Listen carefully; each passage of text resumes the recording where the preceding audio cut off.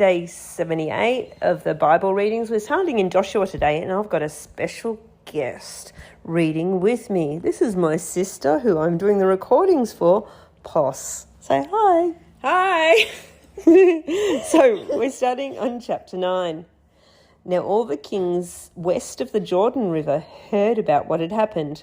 These were the kings of the Hittites, Amorites, Canaanites, Perizzites, Hivites and Jebusites who lived in the hill country in the western foothills and along the coast of the Mediterranean Sea, as far north as the Lebanon mountains.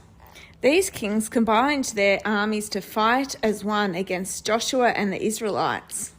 But when the people of Gibeon heard what Joshua had done to Jericho and Ai, They resorted. They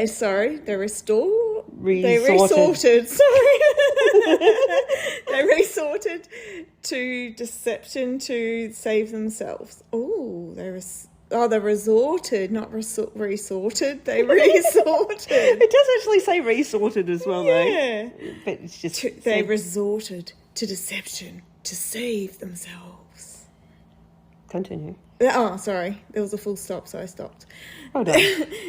They sent ambassadors to Joshua, loading their donkeys with weathered sandalbags and old patched swine skins. They put on worn-out, patched sandals and ragged clothes. The bread they took with them was dry and mouldy. Ew. When they arrived at the camp of Israel of Gilgal, they told Joshua and the men of Israel, "We have come from a distant land to ask you to make a peaceful treaty with us." The Israelites replied to these Hivites, "How do we know you don't live nearby? For if you do, we cannot make a treaty with you." And they replied, "We are your servants." "But who are you?" Joshua demanded. "Where did you come from?" They answered, "Your servants have come from a very distant country. far away. Far away. We have... Get down, dogs. Stop it. Stop. Oh, where are we? I don't know.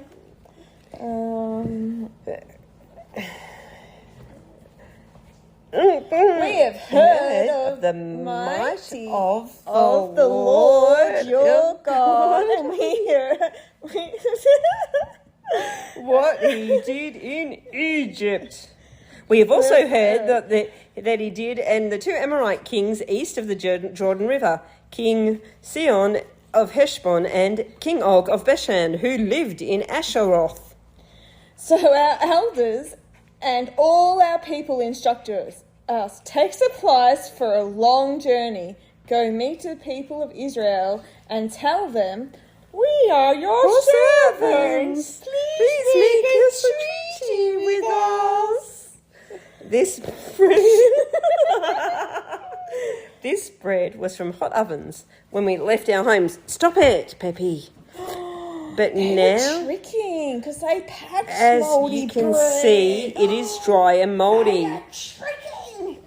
These wineskins were new when we filled them, but now they are old and split open. Our clothing and sandals are worn out from our very long journey. They went to the op shop to buy those things first. So the Israelites examined their food and they did not consult the Lord. Is that where I went to? Yep. Then Joshua made a peace treaty with them and guarded their safety. Guaranteed their safety. And the leaders of the community ratified their agreement with a binding oath. 3 days after making the treaty, they learned that these people actually live nearby. Dun, dun, dun. The Israelites set out at once to investigate and reached their towns in 3 days. Oh, that's so close. The names of these towns were Gibeon, Kethore, Beeroth, and Karajaram. You go. Okay then. But the Israelites did not attack the towns, for the Israelite leaders had made a vow to them in the name of the Lord, the God of Israel. The people of Israel grumbled against their leaders because of the treaty. There should be a video. Your turn. But I don't want to get licked by the dog. But the leaders replied, "Since we have sworn an oath in the presence of the Lord, the God of Israel, we cannot touch them. This is what we must do. We must let them live. For divine anger would come upon us if we broke our oaths. Let them live. So they made them woodcutters and water carriers for the entire. So they made them woodcutters and wood carriers for the entire community, as Israel leaders directed. Joshua called together the Gibeonites and said, "Why did you lie to us? Why did you say that you lived in a distant land and you lived right here among us? May you be cursed. From now on you will always be servants who cut wood and carry water for the house of my God."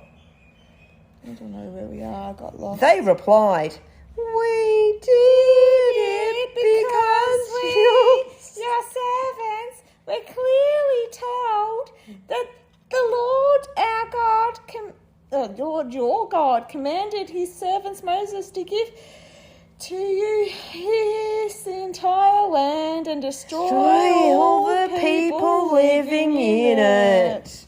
So we feared greatly for our lives because of you." That is why we've done. Yeah, you were right. Done this. Now we are at your mercy. Do whatever you think is right. So Joshua did not allow the people... Oh, I thought he was going to kill them all. That's why it got a bit violent then with my voice, sorry. So Joshua did not allow the people of Israel to kill them. But that day he made the Gibeonites the woodcutters and water carriers for the community of Israel. And for the altar of the Lord, wherever the Lord would choose to build it. That is what they do to this day. Joshua chapter 10. Adoni-Sedekah, king of Jerusalem, heard that Joshua had captured and completely destroyed Ai and killed its king. Just as he destroyed the town of Jericho and killed its king. He also learned that the Gibeonites had made peace with Israel and now were their allies. He and his people became very afraid when they heard all this because Gibeon was a large town. As large as the royal cities and larger than Ai. That's going to be pretty big, right? Oh, really big these days. And the Gibeonite men were strong warriors. So King Abagazida of Jerusalem sent messages to several other kings, Hoam of Hebron, Terama of Yeshua, James of Lavishness, and Dibur of Lurgur. Come and help me destroy Gibeon. He urged them. For they have made peace with Joshua and the people of Israel. So these five Amorite kings combined their armies for a united attack. They moved all their troops into place and attacked Gibeon. The men of Gibeon quickly sent messengers to Joshua at his camp in Gilgal. "Don't abandon your servants now," they pleaded. "Come at once. Save us, help us. For all the Amorite kings who live in the hill country have joined forces to attack us." Dum, dum, dum. So Joshua and his entire army including his best warriors, left Gilgal and set out for Gibeon. Do not be afraid of them, the Lord said to Joshua, for I have given you victory over them. Not a single one of them will be able to stand up to you. Joshua travelled all night from Gilgal and took the Amorite armies by surprise. The Lord threw them into a panic, and the Israelites slaughtered great numbers of them in Gibeon. Then the Israelites chased the enemy along the road to Beth-horon, killing them all along the way to Azkah and Makkedah.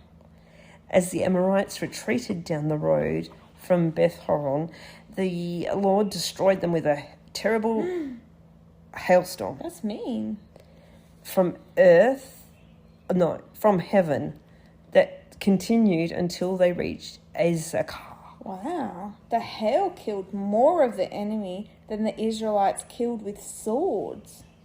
On that day, the Lord gave Israelites victory over the Amorites. Joshua prayed to the Lord in front of all the people of Israel. He said, Let the sun stand still over Gibeon and the moon over the valley of Ajalon.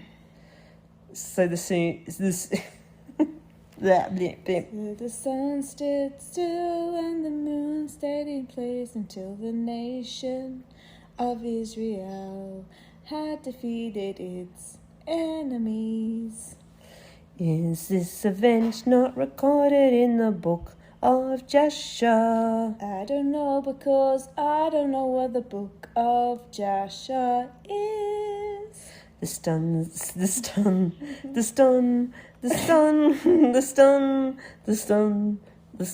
do. The sun stayed in the middle of the sky. The middle of the sky? The middle of the sky. And it did not set as on a normal day. A normal day. Normal day. There has never been a day like this one before or since, when the Lord answered such a prayer. Surely the Lord fought for Israel that day. That day. That day. Yeah.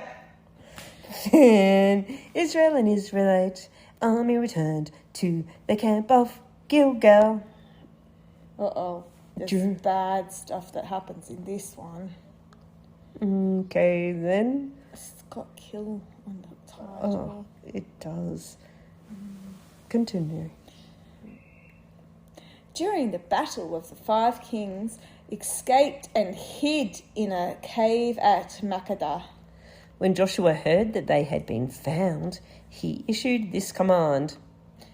Cover the opening of the cave with large rocks and place guards at the entrance to keep the kings inside. The rest of you continue chasing the enemy and cut them down from the rear. Don't give them a chance to get back to their own towns, for the Lord your God has given you victory over them. So Joshua and the Israelite army continued the slaughter and completely crushed the enemy. They totally wiped out the 5 armies except for a tiny remnant that managed to reach the fortified towns. I wonder how tiny the remnant was. This tiny remnant. Tiny. Maybe it was like a little short, very short, skinny person. Then the Israelites returned safely to Joshua in the camp at Makkedah. After that, no one dared to speak even a word against Israel. Then Joshua said, "Remove the rocks covering the opening of the cave and bring the 5 kings to me." Dum, dum, dum. So they brought the kings out of the cave, and the kings of Jerusalem, Habram, Jarmuth, Jarmuth, Lachish and Agalon.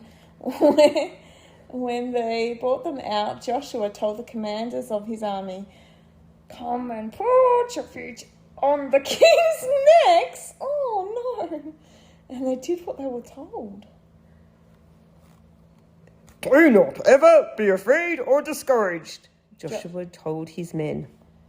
"Be strong and courageous, for the Lord is going to do this to all of your enemies." Then Joshua killed each of the 5 kings and impaled them on 5 sharpened poles where they hung until evening. Gross. As the sun was going down, Joshua gave instruction for the bodies of the kings to be taken down from the poles and thrown into the cave where they had been hiding. Then they covered the opening of the cave with a large pile of rocks, which remains there to this very day. Do you wonder if they mean this very day, like if we went and opened that cave, they'd be there? Well, that's how you read it, isn't it? But was you reading it? Or was it when whoever wrote this to that very Quite day? possibly. Well, I don't know where it is. I can't check it out. That same day, Joshua captured and destroyed the town of Makkedah. He killed everyone in it, including the king, leaving no survivors. He destroyed them all, and he killed the king of Makkedah as he had killed the king of Jericho. Then Joshua and the Israelites went to Lebanon and attacked it. There too the Lord gave them the town and its king. He killed everyone in it, leaving no survivors.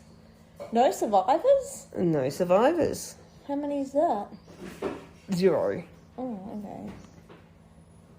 Where are we? Then Joshua killed the king of Libnah, and he had killed the king of Jericho. Oh. From Lebanon, Joshua and the Israelites went to Lachish and attacked it. Here again, the Lord gave them how do you think that's this? Lachish. Joshua took it on the second day and killed everyone in it, just as he had done in Lebanon. During the attack on Lachish, King Horam of Gezer, He was a good guy. He was a bit of a geezer. arrived with his army to help defend the town, but Joshua's men killed him and his army, leaving no survivors. Then Joshua and the Israelite army went on to Eglon and attacked it. They captured it that day and killed everyone in it. He completely destroyed everyone, just as he had done in Lachish. From Eglon, Joshua and the Israelite army went up to Hebron and attacked it. They captured the town and killed everyone in it, including its king, leaving no survivors. They did the same thing to all of its surrounding villages, and just as he had done in Eglon, he completely destroyed the entire population. Then Joshua and the Israelites turned back and attacked Debir. He captured the town, its king, and all of its surrounding villages. He completely destroyed everyone in it, leaving no survivors. He did it to Debir and its king, just as it had been done to Hebron and Lebanon and its king. So Joshua conquered the whole region, the kings and people of the hill country, the Negev, the western foothills, the mountain slopes. He completely destroyed everyone in the land, leaving no survivors, just as the Lord, the God of Israel, had commanded. Joshua slaughtered them from Kadesh Barnea to Gaza, and from the region around the town of Goshen up to Gibeon. Joshua conquered all these kings and their land in a single campaign, for the Lord, the God of Israel, was fighting for his people. Then Joshua and the Israelite army returned to their camp at Gilgal. Joshua, chapter 11. When the king Jebin of Hazor heard what had happened, he sent messages to the following kings. King Jobah, king Of Madon, the king of Shrimron, the king of Akshapha, all the kings of the North Hill country, the king of the Jordan Valley in Galilee, and the kings of the Galilean foothills, and the kings of the Nathrandal in the west. Do you reckon they just say where those kings are from because their names are really hard to pronounce? That reminds me of Lord of the Rings stuff, actually. The kings of Canaan, both east and west. The kings of the Amorites, the Hittites and the Perizzites, and the Jebusites in the hill country, the Hivites in the towns of the slopes of the Mount Hermon and the land of Mizpah. I laughed because my words were easier than yours. All of these kings came out to fight. Their combined armies formed as a vast horde, and with all their horses and chariots, they covered the landscape like the sand on a seashore. The kings joined forces and established their camp around the water near Merom to fight against Israel. The Lord said to Joshua, "Do not be afraid of them. By this time tomorrow, I will hand all of them over to Israel as dead men. Then you must cripple their horses and burn their chariots." So Joshua and all his fighting men travelled to the water near Merom and attacked suddenly. And the Lord gave them victory over their enemies. The Israelites chased them as far as the great Sidon and the Mishmarim and the eastward to the valley of Mizpah, until not one enemy warrior was left alive. And Joshua crippled the horses and burned all the chariots. Isn't that horrible? As the Lord had instructed. Horrible. Then Joshua turned back and captured Hazor and killed its king. Hazor had at one time been the capital of all these kingdoms. The Israelites completely destroyed every living thing in the city, leaving no survivors, not a single person spared. Then Joshua burned the city. Gosh. Joshua slaughtered all the kings and all the people, completely destroying them, just as Moses, the servant of God, had commanded. But the Israelites did not burn any of the towns built on mounds, except Hazor, which Joshua burned. And the Israelites took all the plunder and the livestock and ravaged towns for themselves, but they killed all the people, leaving no survivors. As the Lord had commanded his servant Moses, so Moses commanded Joshua. And Joshua did as he was told, carefully obeying all the commands that the Lord had given to Moses. So Joshua conquered the entire region, the hill country, the entire Negev, and the whole area around the town of Goshen, and the western foothills, the Jordan Valley, and the mountains of Israel, and the Galilean foothills.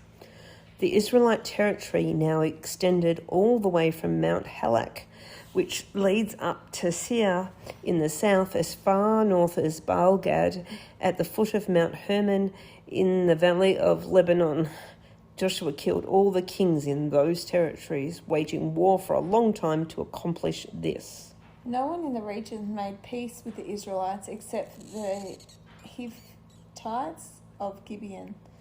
All the others were defeated, for the Lord had hardened their hearts and caused them to fight the Israelites.